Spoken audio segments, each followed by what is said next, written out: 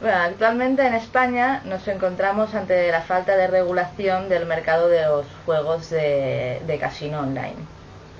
Este mercado cerró el ejercicio del 2008 con unas ganancias de 200 millones de euros.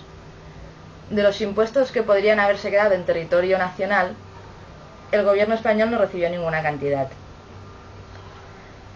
sino que las ganancias obtenidas de la aplicación del impuesto sobre el juego han ido a parar a paraísos fiscales o a países europeos donde el juego online sí que está regulado, y son países como Gran Bretaña, Austria o Malta.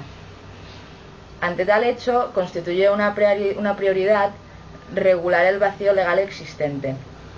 A estos efectos, el Partido Popular, a principios de año, solicitó con urgencia la regulación del juego online, motivando su solicitud en que estas actividades se realizan sin control administrativo alguno, sin tributación de ganancias y sin protección de los usuarios, ni siquiera de los menores.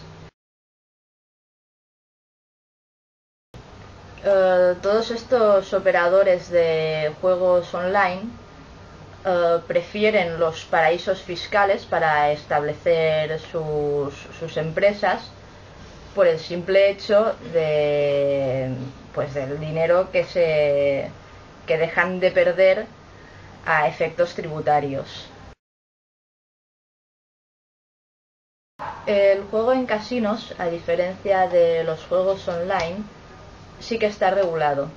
Esta regulación la lleva a cabo cada comunidad autónoma. No es una ley estatal, sino que las comunidades autónomas regulan pues los tributos que se deben pagar, los impuestos sobre el juego. Estos varían según el tipo de juego. Por ejemplo, el bingo